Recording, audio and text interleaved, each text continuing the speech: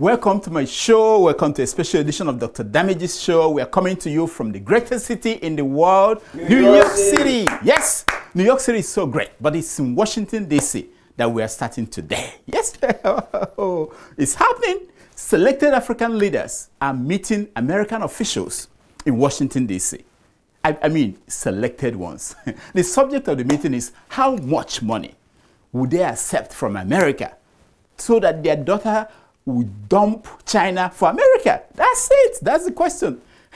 America is offering $50 billion as a down payment. Listen to Biden.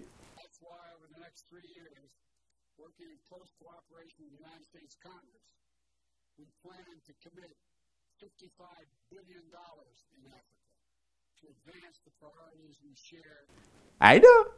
Well, when I heard that Uncle Joe summoned African leaders, and they all hopped into their planes to report to Washington, D.C. I kept wondering, if Omoyele Sowore were the president of Nigeria, and Julius Malema, president of South Africa, and Bobi Wine, president of Uganda, would they report to Washington, D.C. to answer, yes, sir, present, sir? Would they? Think about it. Anyway, beyond whether to come or not to come, the other matter that troubled me was how did they choose who to invite and who not to invite. Think about it. There are 54 African heads of states. How do you pick? They can't pick all of them. Not all of them were picked. Special ones. Well, I got the answer yesterday. Take a look. Where he is captured peeing or casually urinating on himself as he stood to the national anthem. In the video shared by Jerome Ogola. Yes. That was South Sudan's president peeing all over himself while in public. I know. We are not laughing at him. We are not laughing. He may have a medical condition for all you know. No adult will immediately disgrace himself in public just like that. Nobody will do that. No. And that is why we're saying to all these African leaders, you must not be president like this one. Engineer Managing Director, Foundation. Yes. That one is not yet his incoming. He's not yet the president. Incoming. He has not received an intelligence report, not even one, and his head is already light. Imagine after 3 weeks of daily intelligence reports.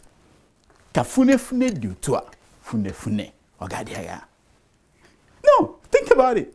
And if you're already president and your health is going down, do the honorable thing. Resign. No, to resign is not a bad thing. I don't know why Africans think it's a bad thing. Keep your dignity intact. Don't disgrace yourself, your children, and your grandchildren. Don't do that. Forget about disgracing your country. I know. They don't care about their country. They don't care about that. It's not in their radar. No. Now, the first thing you will do as soon as you get into power is to prepare someone to take over from you in case something goes wrong. That's the first thing. Make sure you have someone. Make sure. Look at the president of Gabon. Look at him. Watch. You don't want to talk to the 21st being Prime Minister.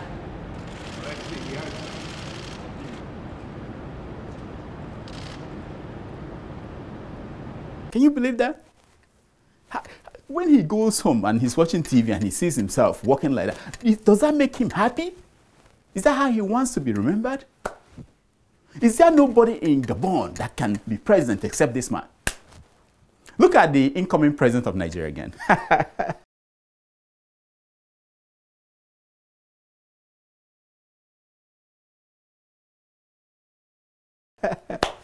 Yes, he's being pushed up. I know he single-handedly built Lagos, and he tamed the sea. The Atlantic Sea wanted to swallow everybody, all the 22 million people, inhabitants of Lagos. And he came as a strong man and stopped it. There has to be somebody he trained that could take over from him. No, nobody. Not even the one that tried to give us power. No. Now, the good news is that God has a sense of humor. After years of men and women disappointing God, God developed a sense of humor. Watch him again.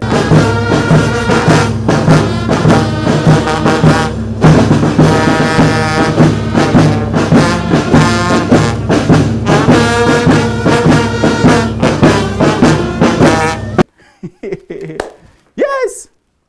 So for those waiting for signs and wonders that will tell them if Bola Tinubu is the incoming president of Nigeria or not come February 26, 2022, God has provided you the answer that you wanted via the embarrassment of the president of South Sudan in the public of Uganda. Imagine if the South Sudanese president had been invited to the White House. Think about it. Imagine if he was there with President Biden watching the World Cup with all the other African leaders. You remember the picture? Show them the picture. Imagine if France scored and he shouted like every other leader, "It's a goal!" And bossa. The dam opens and started leaking all over the chair and down onto Joe Biden's leg. Imagine that. Imagine. That will be the last time African leaders who are over 70 years will be invited to the White House. That will have been the last time. They will just cancel it. Pew! Next time they invite African leaders, the meeting will take place at Motel 6. somewhere, Motel 6. Again, you can make an impact without being president. You don't have to be president for your name to last forever. After all, Charlie Boy was not president. It is very nice to be important, but it's more important to be nice and not leave a bad taste in the mouth of your people or a bad stain on the floor when you are gone. See, whatever you do, do not use the last part of your life to destroy the first. Sasha! Tweet that out. When elders advise the wise, he gets it. When they advise a fool, he throws his head into the bush. Africa, who did this to us? Who did this to us?